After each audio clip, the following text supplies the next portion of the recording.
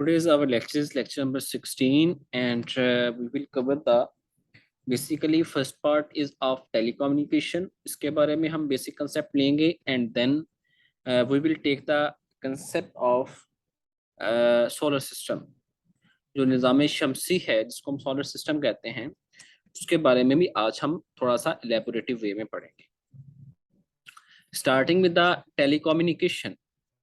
Telecommunication क्या होता है और इसमें क्या क्या चीजें होती हैं. सैटेलाइट से हम स्टार्ट लेते हैं कि बेसिकली टेलीकम्युनिकेशन क्या होता है कि with the help of some celestial bodies आप जो है कम्युनिकेट कर रहे हो, इसको हम टेलीकम्युनिकेशन कहते हैं. उसमें सैटेलाइट्स जो हैं उनका बड़ा मेजर रोल है. A word satellite refers to a machine that is launched into space and moves around the earth or another body in space. के खिला में कोई मशीन जो है उसको आप लॉन्च करते हो और वो अर्थ के अराउंड मूव करती रहती है, रिवॉल्व करती रहती है. अब सैटेलाइट्स के पार्ट्स कौन कौन से हैं? एक एंटीना है जो रिसीव भी करता है इंफॉर्मेशन को, सेंड भी करता है to and from earth. Information earth से लेता भी है और इंफॉर्मेशन अर्थ को सेंड भी करता है. उसके अलावा जो पावर सोर्स है जिसको हम सोलर पैनल कहते हैं, जो बेसिकली इसको चला रहा है, उसको हम पावर सोर्स कहते हैं. ये किस तरह काम करता है? रॉकेट जो है ये सैटेलाइट को लॉन्च करता है स्पेस में. रॉकेट का आपको पता होगा कि वो विद स्पीड जो है मूव करता है, स्पेस में जाता है, वहां पे किसको छोड़ देता है? इतनी स्पीड से छोड़ता है सैटेलाइट को कि वो रिवॉल्व करना स्टार्ट कर देता है अर्थ के अराउंड और reach it transfer orbit of 1500 kilometres above earth. जमीन से 1500 किलोमीटर दूर जो है इसको जो रॉकेट जो है वो सैटेलाइट को छोड़ता है. Satellite then deploy its section of solar panel to provide a steady power supply. Power supply के जो सोर्स के लिए एक चीज होती है सोलर पैनल, जो with the help of sunlight चलती है. तो ये सैटेलाइट जो है ये अर्थ के अराउंड रिवॉल्व करना स्टार्ट कर देता है. Then final position is achieved geostationary satellites, earth के अराउंड रिवॉल्व करने वाले जो सैटेलाइट्स. देन कम्स द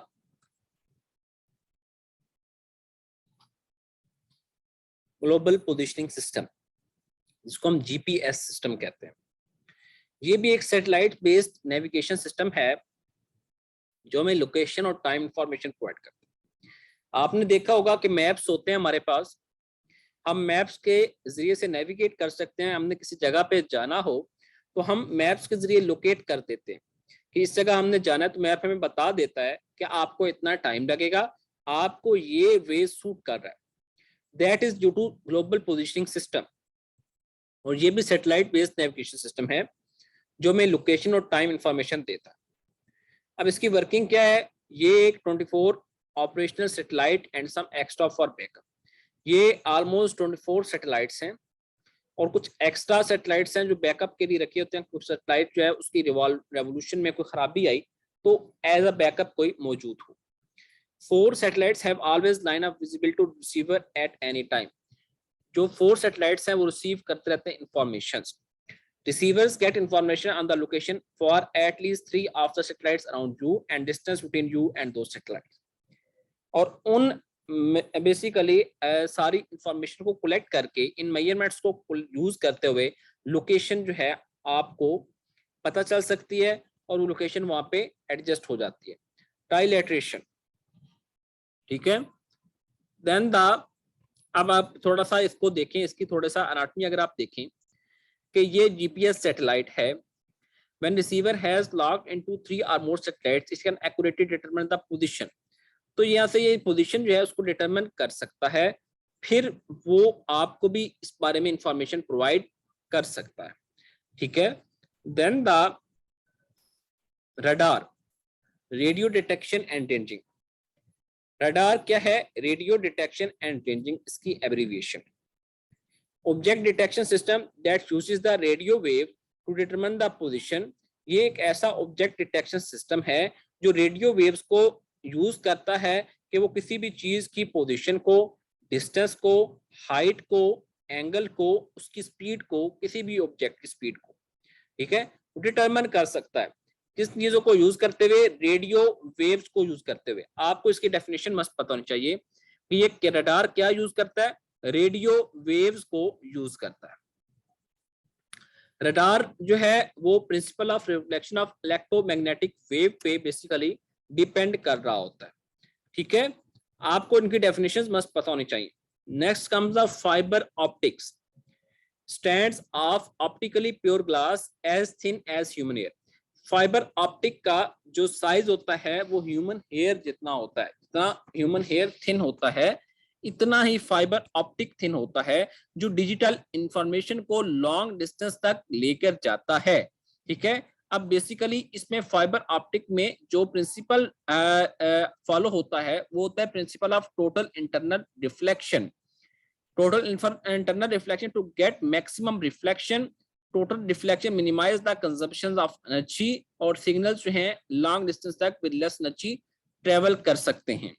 तो आपको थोड़ा सा मैं इस बारे में बता दूं कि ये जो फाइबर ऑप्टिक होता है ये बड़ा ही थिन होता है। आज हम जितना भी इंटरनेट यूज कर रहे हैं, जितना भी आज हम इस क्लास में बैठे हैं with the help of zoom, और ये जूम से जो हम कम्युनिकेट कर रहे हैं ये भी फाइबर ऑप्टिक का कमाल है।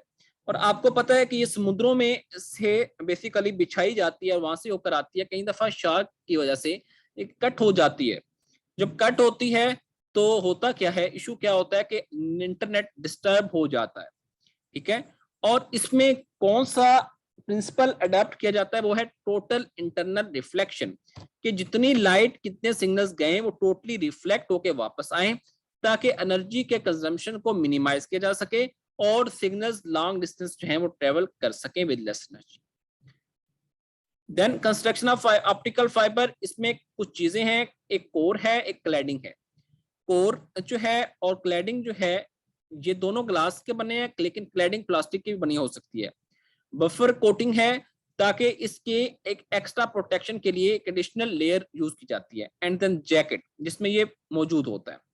तो इसके कंस्ट्रक्शन में आपको ये पता होना चाहिए कि क्या क्या चीजें होती हैं। अब ऑप्टिकल फाइबर ये इस तरह ही रिफ्लेक्ट करता है। फॉर एग्जांपल ट्रांसमिशन के जरिए एक जगह पे नीचे ये इसने टच किया तो फिर ऊपर रिफ्लेक्ट करेगा, फिर दोबारा नीचे रिफ्लेक्ट करेगा, फिर इस तरह रिसीवर में चला जाएगा। तो इस तरह ये सिग्नल्स जो है ट्रांसमिट करता है maximum distance with less energy. इसके एडवांटेजेस क्या है? इसके एडवांटेजेस क्या है? एक तो ये है कि ये काफी इंफॉर्मेशन को कैरी कर सकता है और उसको ग्रेटर फाइडेलिटी से डिलीवर कर सकता है। उसके बाद इसमें हायर डाटा रेट्स होते हैं, उनको सपोर्ट करता है। और ये वर्चुअली इम्यून होता है ऑल काइंड ऑफ इंटरफेरेंस, कि इसको वर्चुअली फिजिकली तो कट की जा सकती है, शार्प कट कर सकती है इसको, लेकिन वर्चुअली ये इम्यून है कि इसमें कोई इंटरफेरेंस नहीं हो सकती। As the core is made up of glass it will not corrode. तो कोर जो इसकी है वो ग्लास की बनी है, तो उसको कोरियन नहीं होगी, उसको जंग नहीं लगेगा और ये केमिकल से अनअफेक्टेड रहेगी। Fibre optic cable is usually much smaller and lighter in weight than a wire और कोएक्सियल केबल। जो आम हम वायर यूज करते हैं या केबल यूज करते हैं उससे भी कई गुना स्मॉलर भी होती है, लाइटर भी होती है, और ये कम्युनिकेशन सिस्टम को बड़ा सिक्योर बना देती है। क्या बना देती है? सिक्योर बना देती है। और उसके बाद it has 30 times less cross section area than copper wire and has capacity 4.5 greater than other cable. तो इसका जो एरिया है कॉपर वायर से 30 गुना कम है, लेकिन इसकी जो कैपेसिटी है वो सारी केबल्स की कैपेसिटी से 4.5 टाइम्स ज्यादा है। मतलब इसका डायमीटर भी कम, इसका बेसिकली क्रॉस सेक्शन एरिया भी कम, लेकिन इसकी कैपेसिटी जो कैपेसिटी है वो 4.5 टाइम्स ग्रेटर है। Raw material for glass are plentiful unlike copper. तो रॉ मटेरियल जो इस ग्लास के लिए होता है वो प्लेंटीफुल है, काफी तादाद में मौजूद होता है। Then comes solar system. अब जो हमारा सेकंड पार्ट है वो है सोलर सिस्टम के बारे में, जिसको हम निजाम शमसी कहते हैं। अब बेसिकली सोलर सिस्टम में क्या क्या चीजें हैं हम पहले उनको पढ़ेंगे। The solar system consist of sun and its 8 main planets. इसके 8 मेन प्लैनेट्स हैं और इसके सैटेलाइट्स हैं, एस्टेरॉइड्स हैं, कॉमेट्स हैं, मेटेयर्स हैं और दूसरे कुछ डॉर्फ प्लैनेट। डॉर्फ प्लैनेट का मतलब ये होता है छोटे प्लैनेट्स। जिस तरह आजकल प्लूटो जो है उसको डॉर्फ प्लैनेट का नाम दिया गया। पहले हमारे 9 प्लैनेट कंसिडर किए जाते थे, लेकिन अब प्लूटो को छोटा प्लैनेट कंसिडर किया जाता है। तो आपको मैंने एस्टेरॉइड्स, कॉमेट्स, मेटेयर्स के बारे में इंफॉर्मेशन बेसिक दे दी अपने फर्स्ट लेक्चर में ही, शायद जो 7th लेक्चर था गालबन हमारा उसमें। तो सन जो है is at the one of the 2 centres of the solar system. Solar system के सेंटर्स में मौजूद है सन और प्लैनेट्स जो हैं इसके अराउंड रिवॉल्व कर रहे हैं in elliptical orbit. Let us take a look at some quick facts. अब कुछ फैक्ट्स हैं। जो सन के क्लोजेस्ट प्लैनेट है वो है मरकरी और जो फारदेस्ट है वो है नेपच्यून। उसके अलावा प्लूटो जो है ये ड्वार्फ प्लैनेट है। इसका अब जो 9th प्लैनेट के तौर पे एक स्टेटस था वो रेलीगेट कर दिया गया। बाकी जो 8 प्लैनेट्स हैं उनका नाम है Mercury, Venus, Earth, Mars, Jupiter, Saturn, Uranus, Neptune. तो आप इनको मिनिमोनिक्स के जरिए भी याद कर सकते हैं इनके नाम। तो मिनिमोनिक मैंने बनाया है आपके लिए। My very energetic mother just showed us night sky. So my से मरकरी, वेरी से वीनस, एनर्जेटिक से अर्थ, मदर से मार्स, जस्ट से जुपिटर, शोड से सैटर्न, अस से यूरेनस, नाइट स्काई से नेपच्यून। तो आपको with the help of mnemonics इनके नाम याद हो सकते हैं। Then comes the sun. Sun के बारे में थोड़ी सी इंफॉर्मेशन जो है उसके बारे में मैं आपको दूंगा। Sun is the primary source of energy for life on earth. जो अर्थ पे लाइफ एग्जिस्ट कर रही है उसकी एनर्जी का जो प्राइमरी सोर्स है वो सन है।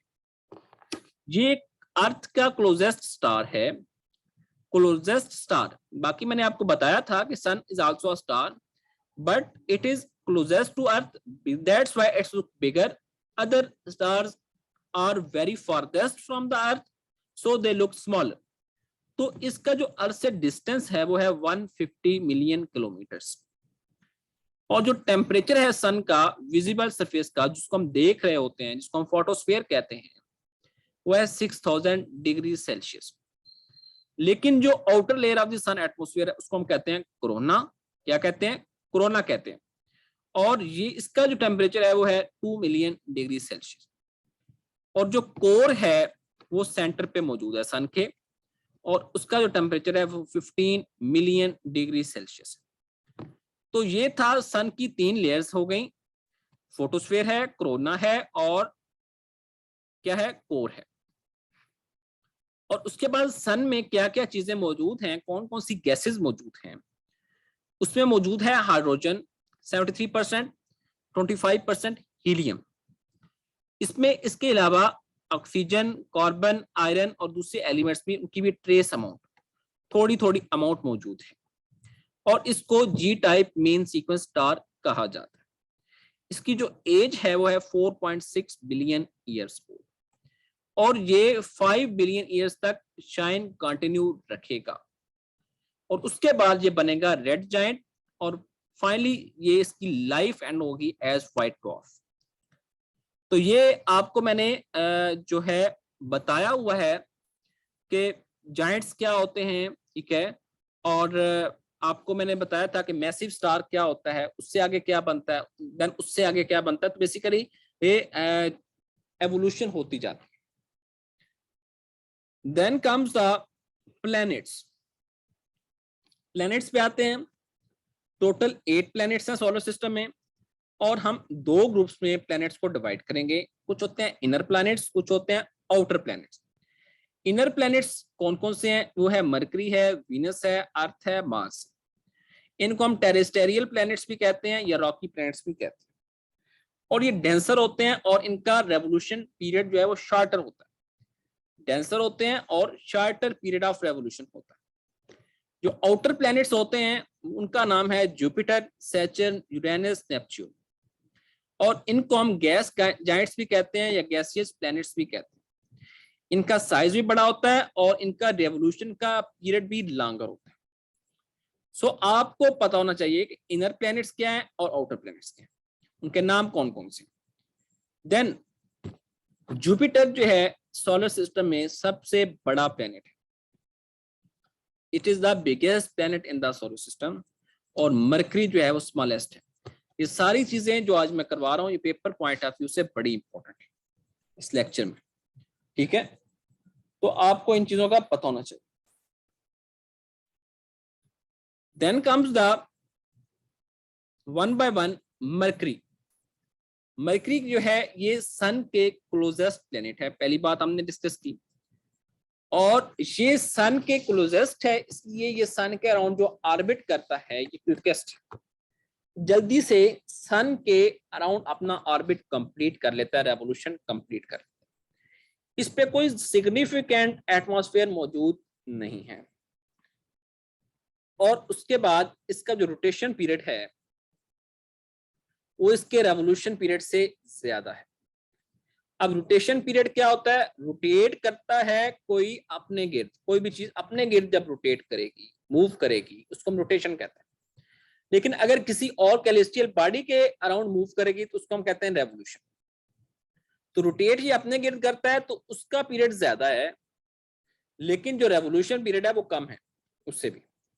उसके अलावा इसमें कोई नेचुरल सैटेलाइट नहीं है कि मून वगैरह, चांद वगैरह नहीं। स्पेसक्राफ्ट टू मरकरी जो भेजे गए हैं जमीन से स्पेसक्राफ्ट फॉर रिसर्च, उनका नाम है मैरिनर 10, मैसेंजर, बेपी, कोलंबो, ये आप जाने वाले। और इसको अर्थ से कब देखा जा सकता है, before sunrise and after sunset. तो दो ही बेसिकली कंडीशन में इसको देखा जा सकता है, before sunrise and after sunset. उसके बाद वीनस आता है, इसको अर्थ का ट्विन भी कहा जाता है क्योंकि ये इट लुक लाइक अर्थ, और इसका जो रोटेशन पीरियड है, जो अपने गिर्द घूमने वाला टाइम है, वो लॉन्गेस्ट है, सब प्लैनेट से ज्यादा है। और उसके बाद इसका रोटेशन पीरियड लॉन्गर है रेवोल्यूशन पीरियड से। रोटेशन पीरियड इसका भी क्या है, लॉन्गर है रेवोल्यूशन पीरियड से। और इसको hottest planet in the solar system भी कहते हैं। ये सबसे ज्यादा गर्म तरीन प्लैनेट है सोलर सिस्टम का, और इसमें dense atmosphere of gases and chemicals including sulphuric acid clouds. तो इसमें बड़ी खतरनाक सी गैसेस मौजूद हैं, सल्फ्यूरिक एसिड मौजूद है और बाकी भी केमिकल्स मौजूद हैं। और उसके बाद ये सन के अराउंड रिवॉल्व करता है इन क्लॉकवाइज मैनर। बाकी काफी प्लैनेट्स जो हैं वो रिवॉल्व करते हैं इन एंटी क्लॉकवाइज। क्लॉकवाइज और एंटी क्लॉकवाइज का आई होप कि आपको पता होगा, ठीक है। Then the second brightest natural object in the night sky, sorry, और इसको भी देखा जा सकता है before sunrise and after sunset. इसको मॉर्निंग स्टार कहते हैं अगर आप बिफोर सनराइज देखेंगे, और इवनिंग स्टार जब आप आफ्टर सनसेट देखेंगे। इसके पास भी कोई मून नहीं है, कोई नेचुरल सैटेलाइट नहीं है, और ये पहला प्लेनेट है जिसको स्पेसक्राफ्ट के जरिए विजिट किया गया। और जो इस प्लेनेट पे स्पेसक्राफ्ट गई उनका नाम भी mariner 2, Venera 7, Magellan, etc. So this is the basic information of that planet. Then comes the Earth. ये वो सिंगल प्लेनेट है आउट ऑफ 8 जो लाइफ को सपोर्ट करता है। इसमें पानी जो है 3 स्टेट्स में मौजूद है, water in all the 3 states, liquid, solid, gas. हम लिक्विड को सॉलिड में कन्वर्ट कर सकते हैं, सॉलिड को लिक्विड में कन्वर्ट कर सकते हैं, लिक्विड को गैस में कन्वर्ट कर सकते हैं, गैस को लिक्विड में कन्वर्ट कर सकते हैं। So we are able to correlate all the 3 states. जो अर्थ एटमॉस्फेयर में गैसेस मौजूद हैं वो नाइट्रोजन है, हाइड्रोजन, ऑक्सीजन, कार्बन डाइऑक्साइड। उसके बाद इसका जो रोटेशन टाइम है अराउंड इट्स ओन एक्सिस वो है 23 आवर्स 56 मिनट 46 सेकेंड्स। इसी वजह से हम कहते हैं कि जी एक दिन पूरा हो गया, one day has completed, then the next day, then next day. उसके बाद रेवोल्यूशन जो है वो है 365.26 डेज। तो रेवोल्यूशन जितनी देर में ये कंप्लीट करता है उसको हम एक साल का नाम देते हैं, 1 ईयर का नाम देते हैं। और उसके बाद अर्थ के एटमॉस्फेयर में मौजूद क्या है, ओजोन लेयर मौजूद है, जो इसको किससे बचाती है, अल्ट्रा वायलेट रेज से बचाती है। ये बड़ी इस बात पे हमारी डिबेट हो चुकी है लास्ट कुछ लेक्चर्स में कि ओजोन लेयर का बेसिक फंक्शन क्या है। और उसके बाद जो नेचुरल सैटेलाइट अर्थ पे मौजूद है वो मून है। Just moon is a natural satellite which is present on the earth. Then comes the Mars. Mars को हम कहते हैं the red planet, due to presence of iron rich red soil. तो जिसमें रेड सॉइल होती है जिसमें आयरन ज्यादा होता है। इसके रेड कलर जो है, डिस्पाइट इट्स रेड कलर, ये कोल्ड है, इट इज कोल्ड, क्योंकि इसका एटमॉस्फेयर जो है वो खत्म हो चुका है। Phobos and Deimos are the two moons of the Mars. Mars में दो चांद हैं, एक का नाम फोबोस है, एक का नाम डेमोस है। इसमें पोलर आइस कैप्स हैं और कुछ थोड़ी क्वांटिटी में सब टेरेस्ट्रियल लिक्विड वाटर भी जहां से मिला है, ठीक है। और इसमें वोल्केनिक एरप्शन काफी ज्यादा है। Largest non volcano and second tallest mountain in the solar system. इसमें सेकंड टॉलेस्ट माउंटेन मौजूद है सोलर सिस्टम के, सेकंड टॉलेस्ट, इसका नाम क्या है, मॉन्स ओलंपस। जो मार्स में एयरक्राफ्ट जा चुके हैं, स्पेस क्राफ्ट जा चुके हैं, उनका नाम है Mariner 4 2001, Mars Odyssey, Mars orbiter mission India, MAVEN etc। उसके बाद एक rover on Mars, Opportunity, Curiosity, Spirit. तो बेसिकली ये मार्स की इंफॉर्मेशन। मार्स में बेसिकली पहले कहा जाता था might possible we will be able to discover life there, might possible कि वहां पे लाइफ पॉसिबल हो जाए।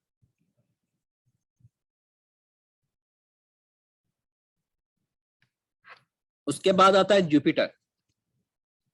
जुपिटर लार्जेस्ट प्लेनेट है सोलर सिस्टम का और has 2.5 times the mass of all other planets put together।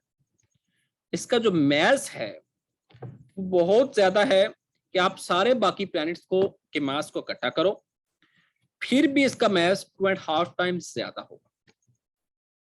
और इसका जो रोटेशन पीरियड है, अपने गिर्द घूमने वाला जो टाइम है वो कम है, शॉर्टेस्ट है। A gas giant primarily composed of hydrogen and helium with no discernible solid surface। ये इसमें बेसिकली ये गैस जॉइंट है जिसमें हाइड्रोजन और हीलियम मौजूद है, विद नो डिस्कर्निबल सॉलिड सरफेस, यहाँ पे कोई सॉलिड सरफेस मौजूद नहीं है। और इसका जो जाइंट स्टॉर्म है जिसका अर्थ से कितना डायमीटर है, 3 टाइम्स सिंस 1831, इसको कहते हैं great red spot. Great red spot, इसका नाम क्या है, ग्रेट रेड स्पॉट। और उसके बाद इसकी अराउंड एक फेंट रिंग मौजूद है, मध्यम सी रिंग मौजूद है। इसके मून्स कितने हैं, 67 मून्स। आपको मून्स का पता होना चाहिए, नंबर ऑफ मून्स कितने, 67। 4 largest moons discovered by Galileo, इनका नाम है गैनीमेड, जिसका जो ये मून जो है गैनीमेड, ये लार्जेस्ट मून है सोलर सिस्टम में और ये Mercury as a whole, Mercury से भी बड़ा। Then Callisto, then Io volcanic है, देन यूरोपा, ये इसमें वाटर आइस मौजूद है। जो जुपिटर्स में मिशन गए हैं फ्रॉम अर्थ, उनका नाम है गैलीलियो, जूनो। उसके बाद सैटर्न, ये सेकंड लार्जेस्ट